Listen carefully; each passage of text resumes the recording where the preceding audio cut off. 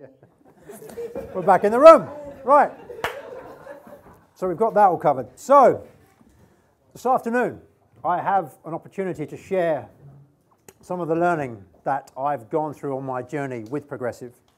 So back, as I shared, I think this morning, back in 2012 when I did my VIP. And I've made a lot of mistakes that got me to needing to come here in the first place. And of course, along the way, I've made many, many mistakes, but they've all been learning opportunities. And one of the key things that I've really picked up on that and appreciated is oftentimes I've made the mistakes when I haven't really been clear on what I wanted to do. There's so much opportunity, a bit like climbing a mountain. The higher you go, the more you see, the more opportunity there is. But if I can help today is to give you, particularly those who are perhaps earlier on in your journey, develop some clarity. And out of that clarity, it enables you to focus down. And it's that focus that gets the better results. So the promise for my session really for this hour is to help you begin to systemize your business. Who's heard that term before, the idea of systemize? Yeah? Who'd like the idea of having a systemized business? Sounds good. What does it mean? Anybody perhaps want to share? What if we had a systemized business, what does it mean? Someone else can do it. Pardon? It means someone else can do it, which is good. So someone else is running it. Now, if someone else is running your business, where are you? You're out rowing or you're out on holiday. That's great, yeah. So someone else. That's one outcome of having a systemized business. Maybe another. Grow your business. Pardon? Grow your business. You can grow your business. Excellent. If you want to scale up. So, and I would say it's if you want to grow your business, it's imperative you systemize it first. Because if you have a small business and it's successful and you're making money, but it's a bit of a mess, what happens when you grow it? Bigger mess. Yeah, bigger mess, and an even bigger mess. Maybe perhaps another benefit of having a systemized business. You can focus on income-generating tasks as opposed to... You can focus on where the money is, which kind of comes back to growing the business, which is great, yes. If the business is not relying on yourself, then it's obviously more an attraction when you sell the business. When you come to exit, it increases the value of your business. And in fact, if you want to sell your business, you have to systemize it, because if it's you that's the key to the business, you can't sell yourself. You can try, but you won't get a lot of money for it. Perhaps, maybe one more? Any more ideas why you'd want to systemize your business? Pardon? Automation is one of the facets of creating systems, but what's the benefit to that? Insights are still good, which enable you again to know perhaps where you should be focusing. Scalability, which again comes back with growing it. Perhaps if I can share, the thing about having a system is when you turn your phones off at the start. Yeah. It's all good, don't worry. For me, it gives me freedom. Kind of one of my core values, and that's freedom to be where I want, when I want, with the people that I want. So for me, one of the outcomes is freedom. So just to share, I've actually, in the last couple of months, technically moved to Germany, in Hamburg, to be with my lovely wife, who's been missing her family. Her father, unfortunately, passed away a year ago. So we've known each other, been together 10 years. She's been 5 years in the UK with me, and completely coincidentally with the whole Brexit challenge that we've been presented with, and opportunity. Now moving to Hamburg. So she was offered a great job. She's an architect. She moved into a job, an apartment, and I've just come back from spending 5 weeks over Christmas and New Year. So my business is a rent-to-rent portfolio. I have 50 tenants, or 50 rooms. There's about 60-odd tenants in amongst that. And I've been out the country for 5 weeks. Now I have still got my phone on me, but I haven't paid a lot of attention to it. And I've actually come back, and my business, I think I've got 3 voids left now, which we're just filling after Christmas. But when I left, there were 6. So I've come back, and my business is in a better state than when I left. So who here is confident that you could go away for a month and come back and your business be in a stronger position than when you left? 2, maybe 1, or not so many. So that's the promise. If you did nothing more than set yourself up so you could, if you wanted to, take a 1-month holiday. That's going to be one of the results of your business. If that's the outcome that we're looking for, then of course the question is, how do we achieve that? So what I'm going to invite you to do now, if I could just ask everybody, I know you just sat down, but if you could please all just stand up again, just to keep the blood going, because we don't get the carb coma to kick in. If you can. So, I'd invite you to sit down if you have written down your mission and plan for 2019, either on a computer or on a pad. If you haven't actually written it down yet, please stay standing. So if you've written it down, you can sit down. If you haven't written it down, so just have a quick look around. So you're not on your own, those that haven't written it down yet. But I would just urge you, before you go to sleep tonight, I promise you it will make a difference. If you can please just write down even a paragraph of what your plan is. Please sit down, thank you. It's so important. The reason that Rob and Mark are worth several times most of us here in the room, because they're on an absolute dedicated focus, because they have a written plan, and over time they've systemized their business and they put a team in place where everybody's pushing in the right direction. Just like that sat-nav, if you had to journey here for the first time, you have to know exactly what the destination is, and writing it down makes a massive difference. So if we can just maybe think forward then to tomorrow morning, so we know everybody has written down their goals, perhaps in your computer or on a pad and stuck it on your wall. I want the first thing after that is to know that your significant other and anybody that's working for you also knows what the goals are, so you're pulling in the same direction. But I was doing some study over Christmas and New Year, some reading, and I came across a kind of a distinction that I'd not really appreciated before. So you can have your goals. Has everybody? There's not many bits of paper left now. I was going to invite everyone to have a couple of sheets of paper for this. So if you want to join in the exercise, I would really encourage you. You can do it on a computer, perhaps, as a digital point of view. But really simple. Take a piece of paper, and the idea, in the top left-hand corner, you write the goal. What's the dream? What's the vision? What's the promise? We've said if you invest in VIP, you're going to have this outcome. So in the first box is you write your outcome goal. This is the end game. What's the promise? Anybody want to share what is the outcome really for the next 5 years? What's the journey you're working towards? What's the final outcome that you want? Anybody want to share? Retire in the Philippines. I think that's quite a worthy goal. Would anyone agree with that? Retire in the Philippines. So that's your outcome goal. 5 years? Pardon? Well, it could be where you choose, 5, 10 years, yeah, wherever you're at. So, to use this as an analogy, I'm going to suggest, let's say you want to enter a race because you want to win a medal. So the outcome goal would be winning a medal. That's the final. But that's just rhetoric on its own. That's a lovely dream. But what have you got to do in order to win the medal? Now, if it was a running race, you've got to be at a certain speed, because the race is obviously about who you're running against. So if the first goal is the outcome goal, the second goal is your performance goal. So let's say you're actually looking to run a 1-mile race, and you're at a national level, so therefore you know that you need to be running a 4-minute mile to be within a chance of winning a medal.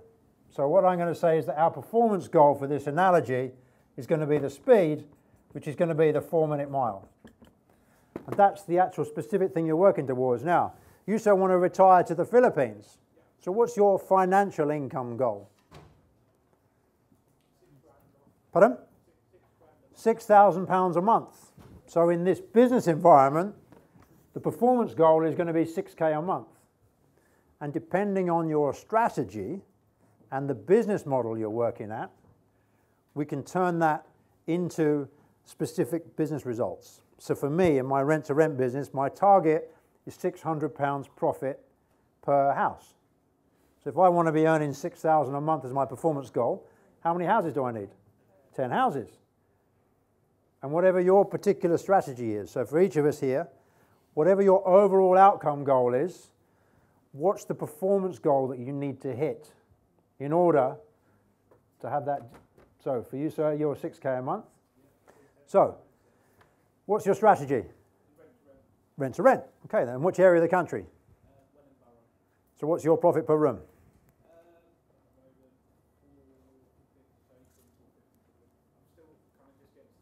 That's right. So let's to make it easy, let's say it's £100 per month per room is your target profit level.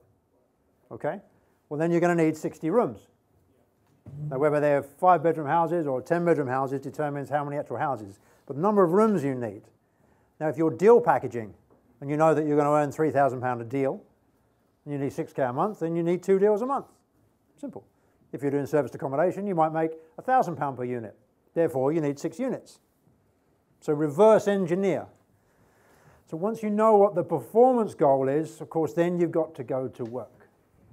So if we're running and we want to reach our 4-minute mile, what have we got to do? We've got to run. We've got to hit the road.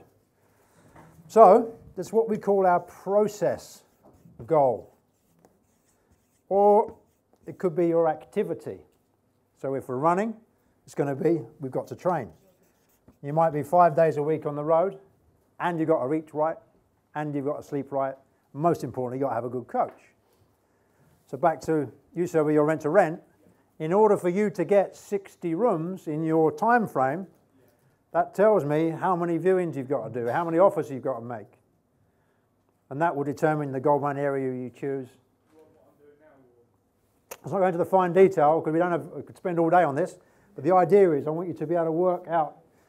So we know what the end game is, the Philippines. We know that we can go there when we're making 6K a month. We know we're going to be making 6K a month when we've got 60 rooms. So now I've got to go to work. So out of all this, the most important box is the last one, because that's the next step. What you do for the next 2 hours today, is that bringing you towards 60 rooms? What are you going to do tomorrow morning? What are you going to do on Saturday? And for each of us here with your own business, it's about understanding. You know where you want to be in 5, 10, 15 years' time. But it's what you do in the next 24 hours that's going to determine if you're on target or not. So this is really the goal planning side of it. So I really urge you, for those of you who hadn't written down your 2019 goal yet, if you could do that from an outcome perspective, but then the real results come when you break it down. So that's your performance goal. You have to achieve in order to deserve this, and then we've got to go to work. So, okay, this is what I know. I have to hit this amount of this work rate. It might be that you've got more deals than you can possibly handle, and you're limited by the amount of money that you have to invest. It might be that you've got access to capital, and then it's deals. It might be that you have plenty of houses and empty rooms, but you've got to fill them, so then you're looking for your tenants. This is in that particular property strategy. And this is the beauty of coming today, because there are people in this room who are on the journey, who are, you know, a year, 2, 3 years ahead of where you want to get to. And you can help follow their steps through this process. So this is what we talk about, is the goals and the setting goals, but you must work back into the absolute specifics. It's the fine details. So if that's the goals, the kind of the next part of beginning to systemize the business. So we need clarity in the beginning, because as we shared, if you've got a mess, you can't really systemize. But once you've got clarity of what you want to achieve, it's this area here, it's the processes in your business, is where the magic starts to come when you begin to systemize. So we'll talk about rent to rent, because I know that business, and that's what you're looking to do. So if you took another sheet of paper and did the same again. Clearly I went to art school, because I'm really good at drawing across. What we're going to look to do now is, okay, then within my business, so the processes of my business. So within property, generally, what's the 3 key ways to build a successful property business? Three things: we need to find deals, then we need to fund them, and then flip them or fill them. Yeah? So with me, the first thing I have to do, I have to find houses. So when I find a house, and find the right kind of houses, and that in and of itself is a primary business. Every time I take on a new house, I know in the area I'm working there's a demand and I can fill that. So the process of finding houses is a particular job and task in my business, and that's someone that, once I'm big enough, that could be a full-time job for someone. So once I've secured a house, what's the next thing I have to do? Fund it, and obviously, because the point about rent-to-rent is generally a no money down strategy. So let's say I've secured a house and I've already funded it. What's the next thing I need to do? Find the tenants. So I find the house, then I've got to find the tenants. And once you've got a house, anybody here manage HMOs? Couldn't we tell horror stories all day long? But we have some fun too. So what's the challenge with HMOs? They take slightly more management. So really the last part of keeping the business together is going to be the managing of the houses and the tenants. So the managing. So that of the houses and the tenants together. So the three main areas of my business: finding houses, finding the right tenants, and then managing them and keeping the tenants happy. Because what do voids mean? Voids is expensive. So what I want to do, if a house standard's good and the tenants are happy, they should keep paying my rent. And this last box here is all the stuff. This is all the general admin, it's the finance, it's the legalities, it's the gas safe certificates and all the rest of the stuff that goes on. But these are the three primary areas. So do you have someone now that has a different business model that they're already making money in on the share? Maybe in property or in another business. Just I want to look at, can we apply this model to a different business? Anyone? You, sir. Service accommodation. So you're in service accommodation, excellent. So I suppose to a point, it's going to be relatively similar, would it be? And do you own your properties or do you rent to SA? Rent to SA. So we got rent to, so the same idea, we're looking for suitable properties, but very, very different properties. Yes. So it's obviously location could be different, and the type of house is different, but that's still a particular process centre in the business. Now this, obviously, we're looking for tenants, so how do you get most of your guests? Mixture of things. Online agencies, obviously, like Booking.com. So we've got Booking.com, Airbnb, yeah, TripAdvisor. Also registered with as many corporate agencies as I could. Great, so you're also looking to go direct to your guests, so what, you offer them a bit of a discount and you make some more money? And also remarketing to guests that have come via Booking.com Yeah. or Airbnb directly. So it's a slightly, because rather than tenants, they're guests, so I would suggest this could be a separate function in your business is going to be the marketing. Yes. I mean, in one sense, finding houses is still marketing, but this is going to be marketing for guests. Yeah. And then obviously the last part presumably is handling the changeover, Guest communications and managing cleaners. managing it and all that, yeah. So pretty much similar, and then you've got all the stuff again, which is all the finance. And so you can apply this. It could be a letting agency that you have. Then obviously the challenge is going to be about finding inventory, so finding landlords. So that would be one part of the business. Then of course it's finding tenants. And I imagine the admin and the invoicing might be a bigger part of that process. And again, all the stuff. So what we're looking to do is start to chunk. Because in order to systemize the business, you have to start to break it down. As each of us are a system in ourselves as a person, but inside each of us we have our respiratory system. You've got your digestive system. You have your nervous system. But they're all interlinked. But just like when you were kids at school in biology and they have those books where you sometimes you see a clear sheet and layer by layer you see the different component parts. And these are all interlinked in any business, but in order to begin to systemize them, you have to start to unpick them, start to take them apart, which then can give you clarity. And as you get more clarity, it's the way that you look at it. You start to see things differently. So for me, grew up on a farm. I've got trade skills. I worked as a carpenter after I lost my first business. And I love fixing things because I'm quite good at it and it gives me a bit of satisfaction. And the problem with being good at something is you end up doing it all the time. Just like there are some accountants in the house who do their own accounts and then submit their tax returns on the 31st of January. Nigel, crazy, but then you end up doing what you're good at. But sometimes that means you're in the way of your own business. So have you ever heard these stories of when facilities management companies, they get contracts to look after schools and doctor surgeries. They charge £200 to change a light bulb. Heard those kind of crazy stories. I now know why that happens. So for me, I run around and I fix most of the things, and I got between 8 and 10 houses at any time in my portfolio. So where I live, I'm down in Shepherd's End in Surrey, and I was really specific. I kind of got a 5-mile radius around where my houses are, and most of them are in this area just north of where I was living.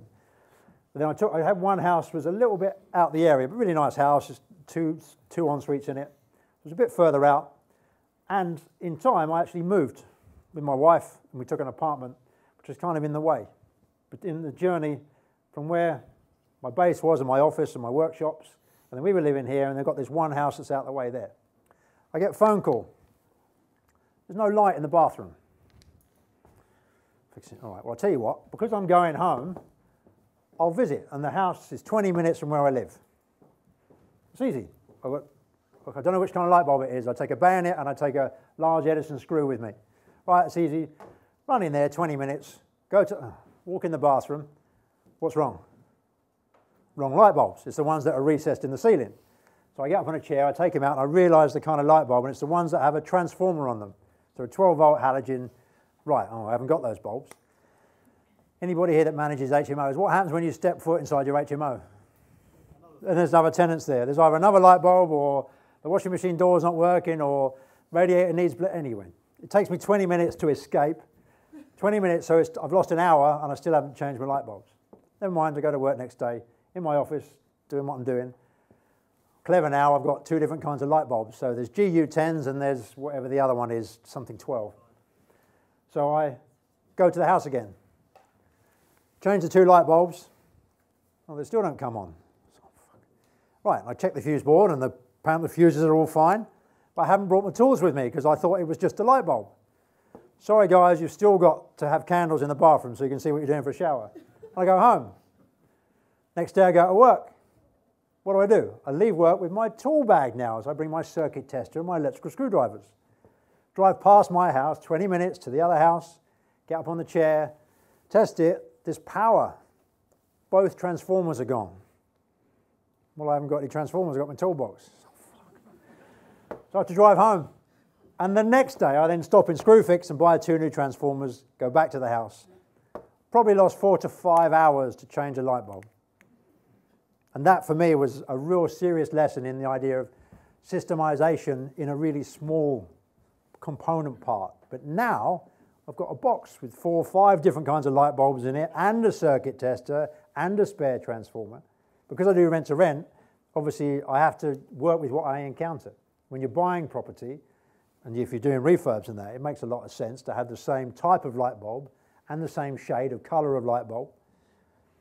That's a little idea of just a way of, you can slowly, as you become more aware about your business, rather than just solve the problems as they come across, which I used to do all the time, you start to put the things in place, because when I'm in Germany, I'm not going to be fixing the light bulbs. But now I know that I can send one of my team in to go and grab the light bulb box, and they're all there ready. That's a little way of, one step further forward to me having a more systemized business, more freedom, more money, more security, and so on. So, if this is the idea, now what we want to do is choose one of these to work on, because if you want to improve your business processes, you can't do it all at once. And I would suggest that if you were to think about, over a year, you can make a really significant impact on your business.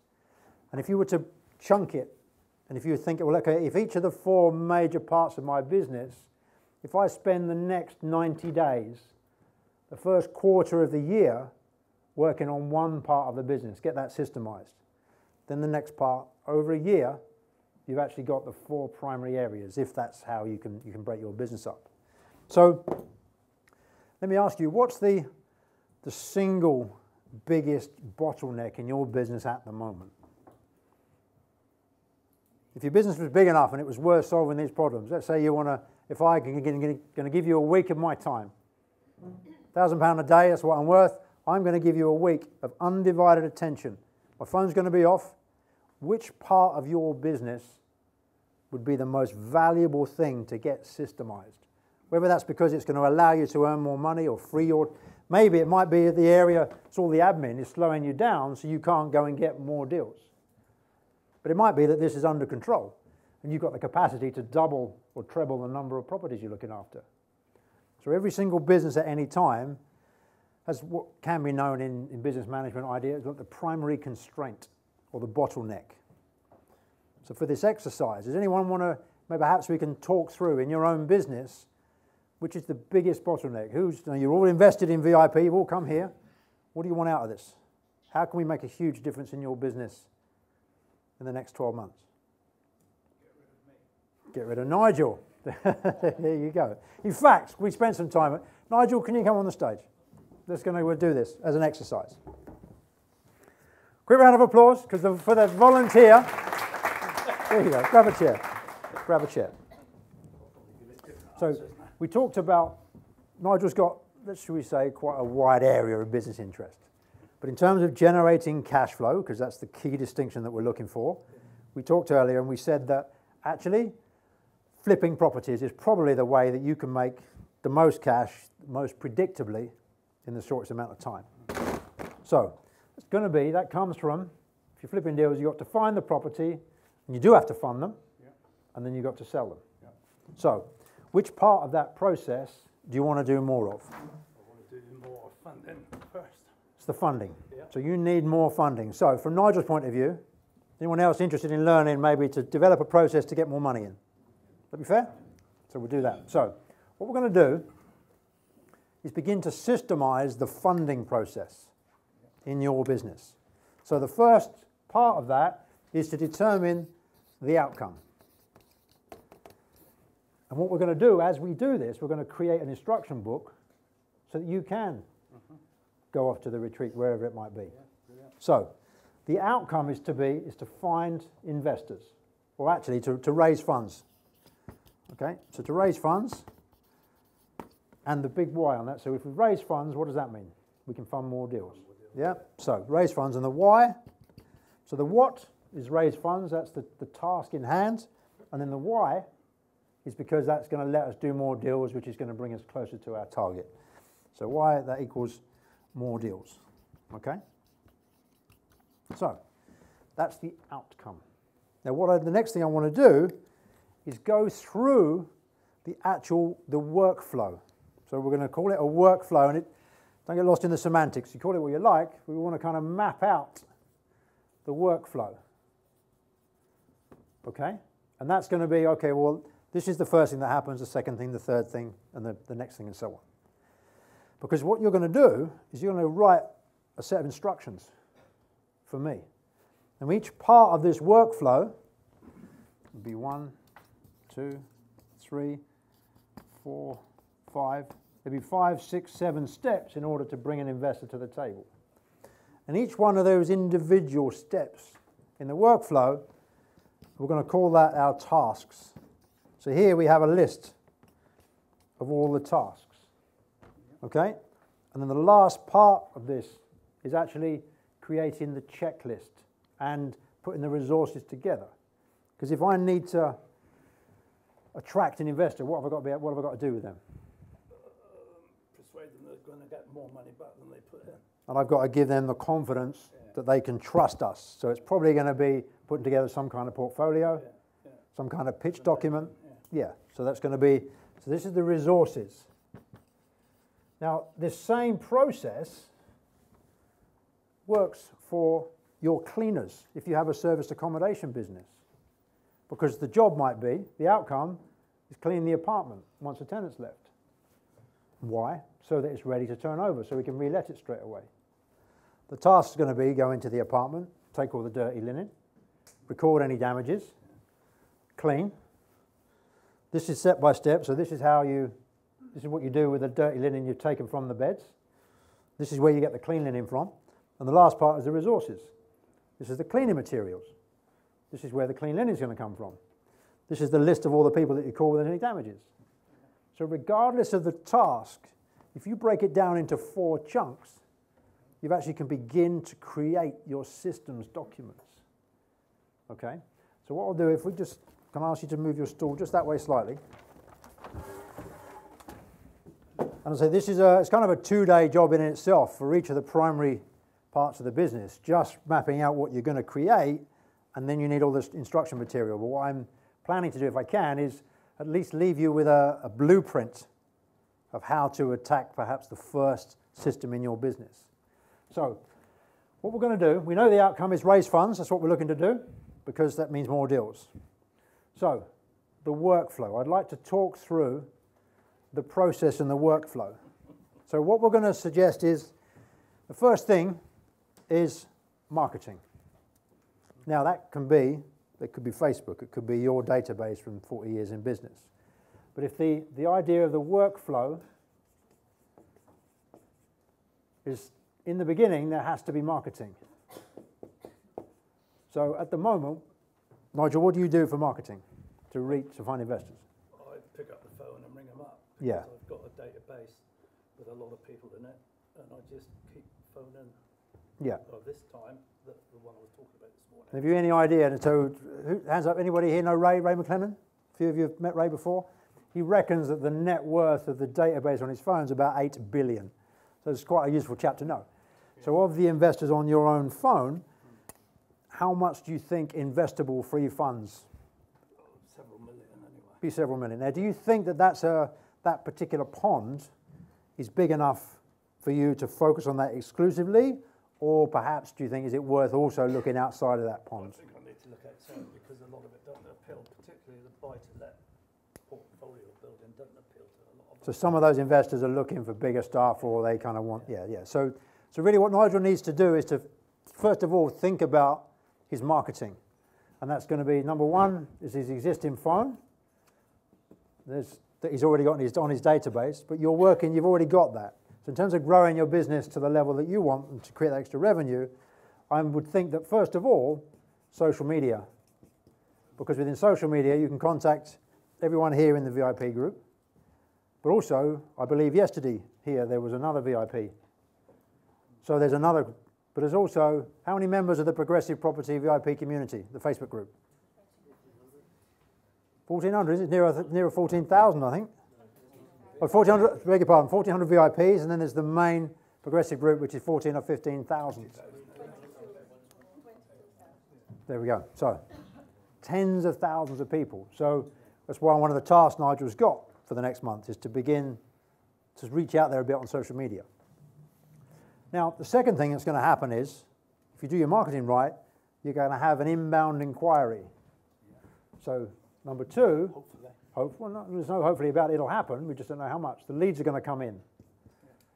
So that's the second major step. So when a lead comes in, what do you need to do to that lead? The first thing I would do is personally try and get a meeting. Well, before you'd even get a meeting, I would suggest you maybe want to qualify the lead. Because particularly when you go start marketing into a semi-warm audience, so how would you qualify whether someone's suitable? Now, we won't go into the fine details of that now, but that process is going to be, first of all, are you even interested in residential buy-to-let property? Well, now, whether you are or whether you're not, are you interested in maybe a fixed return on your money, where we can do a business loan that's secured against an asset? But the second part of that is, are you interested in investing in my area, which could be Doncaster, could be Somerset, wherever you choose? Because some people might have had a bad experience in Glasgow or any other part of the country. Who knows? And then it might be, what funds do you have available? I've got 400 quid. Is that any use to you, sir? No. Not really, no. I'd pay for a paint job, yeah. So that process. So now this is in your head, because you've been doing this how many years? Handling investors and businesses? 40 odd years. And it's a cliche, but you've forgotten more than most people know. But there's a difference between your conscious mind and your unconscious mind. And much of what you do is you don't know that you do it because it's unconscious. And that's the single biggest problem for most entrepreneurs and business owners is the things that you do that you're really good at, you don't know how or why you do it. And you can't teach someone that. So the distinction is now you have to pick apart what you do and begin to understand, okay, then what's required in that. Once you qualify, the next thing you might do is have a meeting. I'm sure many of you heard of Jamie and Dan. You've seen them speak with their deal packaging. So they've now got a 7-person team. When they get leads that come in for their deal packaging for people that want to sell their houses, they've got 7 people that can all determine over the phone whether that's a lead worth exploring, because they have the system in place to determine that, to teach people the next step. So number 3 might be a meeting. Where's the meeting going to be? What are you going to discuss at the meeting? If you were sending me, how would you want me to dress? What would you want me to say? So that process for me, because if you want to grow this, you can't meet everybody. Particularly because there might be investors, I'm based in Germany, there might be people over there that I could meet, perhaps have got funds. So how's that going to go? And then let's say we've done our marketing, we've had an inquiry, we've had the meeting, and they say, yeah, I'm happy, I've got 200K. What do we do now? Right, so number 4. I've got £200,000, and by the way, I'll be sending the van driving from the backside of Russia somewhere because it's all in cash. Could you take that? So you've got to do your due diligence on both ways, both sides of it. So you've got your due diligence, that's times 2. And what happens, you need to, sometimes, if they've never done this before, you need to hold their hand through the process. So if I'm dealing with an investor, everything we do is completely transparent, and we come at it from the point of view that if I died yesterday, what do you want to happen with this money? So a close friend of mine is that my joint venture partner on the properties that we own. Now, I love my wife dearly, but I wouldn't wish her as a business partner on anybody. So if anything happened to me, we have an arrangement on one of the houses that my business partner will buy my wife out of the house. And if anything happens to him, I don't really want to be in business with his 12-year-old son and his maniac ex-wife. So we've got an arrangement where we automatically have predetermined how we're going to handle that relationship. And it's all tied up so that I can't actually have anybody put a gun to my head and ask me to do something that he doesn't then know about. And by this, it works both ways. Just because you're taking the investor's money, they need to be safe. But Nigel shared, you have a situation, don't you, where you've got an investor's funds and then the investor's passed on, he's died, and now the people want their money back. So by the way, if anybody's got a spare 400,000, there's someone here that might help you invest it to get a good return. Yeah. So that due diligence process is the next part. Now, once you've clarified the fact we've got the money, it's all safe, we've got an arrangement in place, what would be the next part? Is that number 5? What number are we? It would, number 5. Presumably now you're going to start, depends, if I'm in a JV, I'm going to maybe want to see the deals. So if it's a pure cash, then it might be secured, and I don't care what you do with it. But it's more likely in the beginning, I'm going to want to see the deals. Yeah. So then there's going to be some kind of deal review, because you've already told me the bottleneck at the moment is your cash. You've got more deals than you can fund. Yeah. So the deal review process. Now the first 3 or 4 deals that you present, you might get knocked back. People might turn you down. Yeah. But over time, you'll work out a script on how we go through this process. Let's say the deal's good. The investor said yes. So then we proceed, okay, then great. We're going to proceed to legals. We've already got our solicitors lined up. We've already got our documentation lined up. Then hopefully, once that's done, then we can sign. Deal's done. Then what's the last part of the whole thing, once the deal's signed and finished? What would the last part be? Well, no, assuming you've already bought the property, it would be the exit. So it could be 6 months, it could be 6 years. The last part of that process would be the exit. So when the reason we call it a workflow is because you work through this. 1 naturally leads to 2, naturally leads to 3, naturally leads to 4. So this is the workflow. Okay? So has anybody actually, we said we all want a systemized business, does anyone even have anything resembling anything like this currently in their business? Got 1 gentleman there. So it's a really good start. Super, super important. Because when you've done this, then the last part of the puzzle, we've got the workflow. So we started with the outcome, we've got the workflow, you've mapped out the workflow, then you begin to work on the tasks. Now the individual tasks is where you start to break it down and chunk it to the next level. So the marketing. So I'll use the analogy in my own business. If I get the phone call that we have an empty, a room's going to come empty because we've got a tenant leaving. So we use spare room for 95% of our inquiries from my HMO business. So to advertise on spare room, so task one of the process of filling an empty room is spare room. So on the instruction sheet, what's the first thing I'm going to need if I was to instruct any one of you to go to turn one of my adverts live in spare room? What are you going to need? Password. Username and password. User and password. Now you're one of two choices, and this is where the if this or if that's, yes, no. So the first question is, does the advert for the room already exist? Is the advert there? If it's yes, there is an advert there, then you just click go live. What happens if there's no advert? You've got to create the advert. What's the first thing you need to create an advert on spare room? Photographs of the rooms. Okay, do we have the photos? Yes or no? No. Shit. Send the housekeeper back to dress the room and take some photographs. And this is obviously part of the process. A different part of my business is finding houses. One of the parts, one of the jobs of that is when the house is secured and furnished and then we dress it, we take photographs, they get loaded into Dropbox, and then the address of that folder my tenant manager has, because that's where he goes to get the pictures to create the spare room adverts.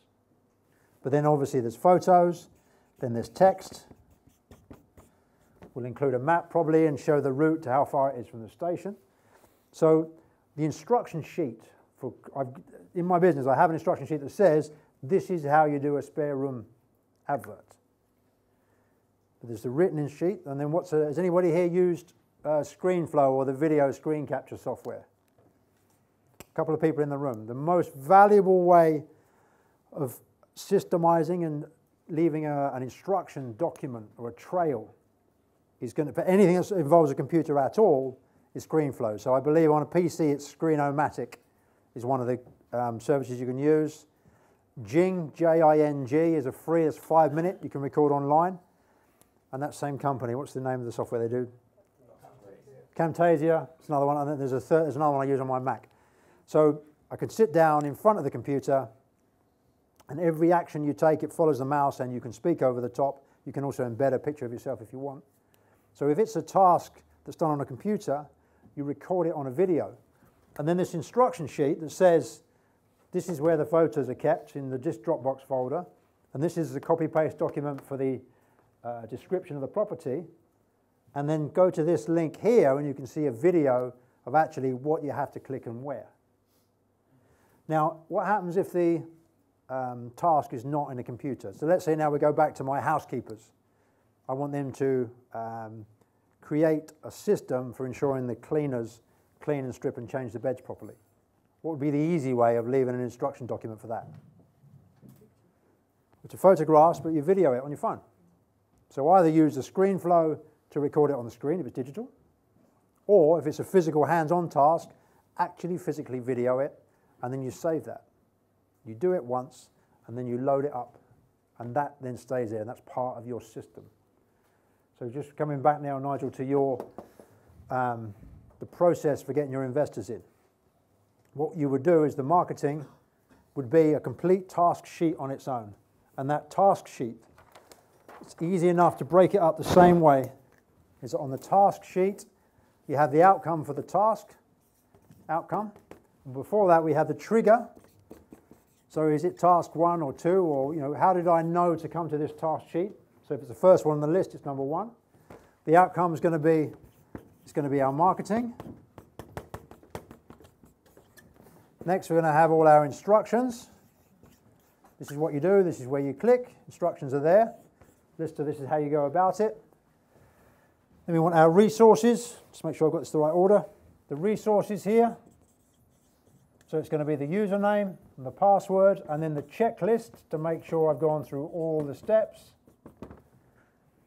And if you're hiring people to do a job for you, if you've given them the instruction sheet, what's the two more things you need to do?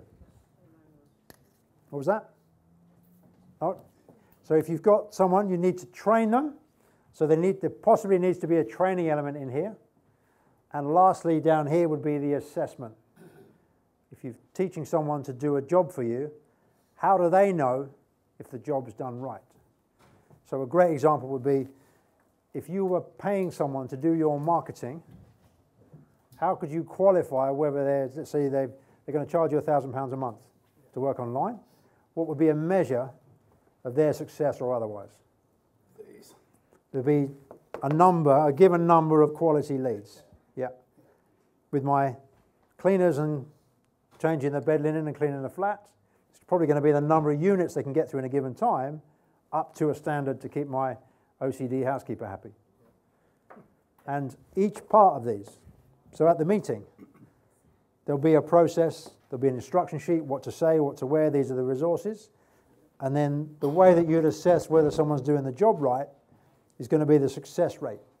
So you, on average, how many meetings do you have to do to get an investor? And it's biased at the moment because these are people you already know. Yeah. So if you were working with this audience here, how many people here would like Nigel to shout them lunch and a coffee? If you're in Peterborough for the next 24 hours. A couple of people in the room, yeah, ready to do that. If you were meeting 5 or 6 cold people that know that what you do and potential are investors, what do you think your hit rate might be? 1 out of 3. 1 out of 3. Yeah, I was going to say 1 in 2, but there you go. So if 1 in 3 would be good to start. So you might say, okay, then the way that we measure this is that every meeting, perhaps every 4 meetings, I want to secure an investor with at least £50,000 of revenue. So if I could bring you an investor that's got £50,000 to spend in a project that you know you're going to make £10,000, £15,000 out of, is that worth £500 to me? So it's qualified. So if I was going to come and work with you, then we both know what we need to achieve and why, and you've given me the resources and the instruction sheet of how to do it.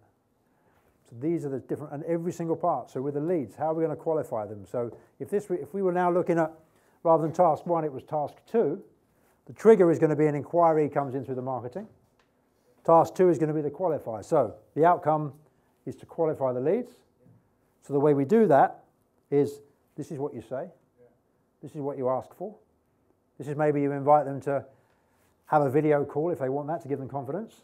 And if we're going to do a video call, we're going to do it in a professional environment with an office with a nice backdrop and perhaps wearing a tie, even if you're naked under the table. But your instructions are all there. And then there's a Q&A. So what other resources might we know? And every time that the instructor asks a question, the potential investor asks a question, it gets written down. And over time, you build a Q&A sheet. And then here would be the assessment or the results. It's going to be, okay, then for every 10 leads that come in, we should be able to create 3 meetings. And if out of 3 meetings we get 1 investor, going back to our earlier, right at the beginning, what our process goal was, if I know that 10 leads turn into 1 investor, I then keep investing in my marketing as much as I have to work out that I need to get 10 leads. And that might be 10 a day, 10 a week, 10 a month. And of course, then once I've secured the funds, and the idea is if you can create the system that lets this run on its own, it frees you up to start going and looking at for more deals, perhaps meeting landlords, other portfolio investors, and then you can up your game a bit. If this is systemized and outsourced, what happens with content, such as the social media content? Well, it might be, for example, so Rob, as we all know, I'm sure, has anybody here ever received more than 1 email in a week from Rob Moore? Everybody does. Well, who's the richest man in the room? So if you follow what Rob does, now actually Rob does his own Facebook, and that's his domain, and he's 100% the most disciplined, 5:30, you know he's going to be there, because that's the most valuable part of his business. So I would suggest in the beginning, you need to do your own social media.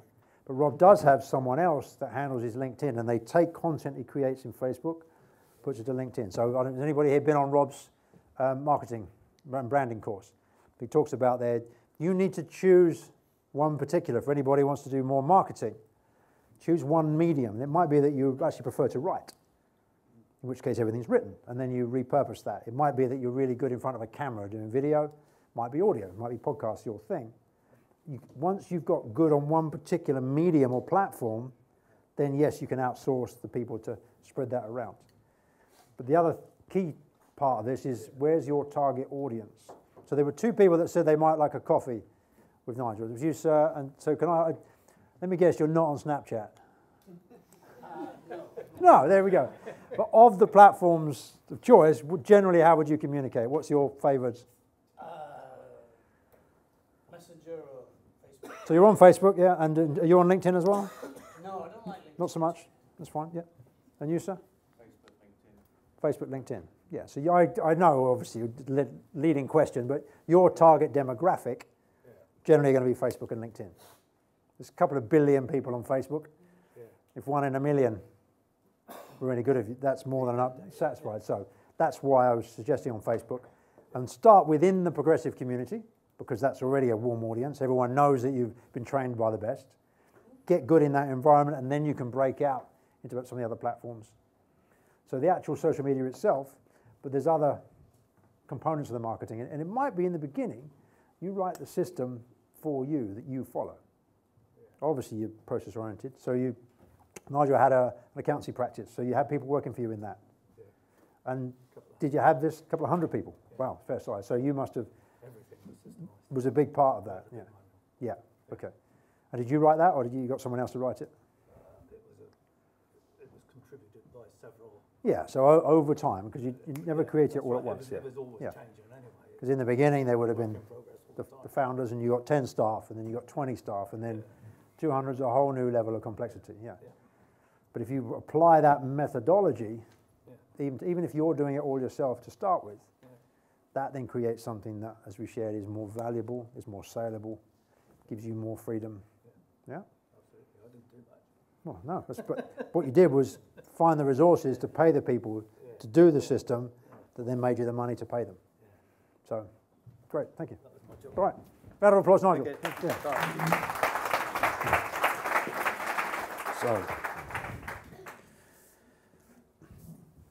So really does anybody have any questions? We've got just a few minutes left. So perhaps some of the actual tactics. So to get into the details is, so personally I have Asana is a project management software program that I use. There's many in the market. For recording content in the beginning, in terms of writing instructions, I use Evernote. Everybody got Evernote? Quick show of hands, a few of us in the room. For those that don't, a really, really powerful tool I would recommend is you start using Evernote. It's free at a basic level. Jump on YouTube, invest an hour, watch an instruction video about the value of it. That's a really good way of recording content in the first place. And then I've got my phones over at my bag. In terms of instructions, so one of the things we've said that Nigel's going to need is to handle leads, and that's going to require telephone calls. So if you're particularly in the beginning, you want to be recording your own phone calls, because that's then training material. We've all rung the utility companies or the bank, and this phone call may be recorded for training purposes. Well, they really are. That's how you get better. So on the phone, anyone here got Tape a Call as the phone app? I really recommend it. I'd really suggest you write that down. It's Tape, T-A-P-E, Tape a Call. It's an app. I know it works on the iPhone because I use it. I believe it works on Android. Any phone calls that you're making, either outgoing, so I use it also for security and legal purposes, but certainly from a marketing point of view. So if I'm calling agents, when I know that if I'm in the middle, if I'm training with somebody, done it a few times where I've had mentees, they're working in an area that's different to me, quite happy to make phone calls to the agents. So what I do is I record my calls to the agent. You do it on the app. It costs £10 a year. I would say that's probably one of the most valuable business investments I've made in the last few years.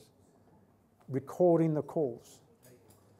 And also, if you have an inbound call, you can have someone ring you, and if you want to record the call, again for legal purposes even, often if you're talking about joint ventures or deals, you want to get stuff recorded, Just ask the person to hold the line for a moment, and you click a couple of buttons, wait for the system to connect itself, and then you can record the call. It gets recorded up in the cloud, and then you can either download it onto the phone or you can email the link to someone else. I've used that several times in a business environment. So that's a really good training tool. If there's any part of your business where you have phone calls where you know you're going to want to be teaching other people how to make those calls, and then of course you can listen back to them with the person that you're teaching and offer them feedback and guidance on any improvements they might make, and also you'll learn stuff as well, results they'll get. So it's the tape or call for the audio, it's the screen capture, Camtasia for video.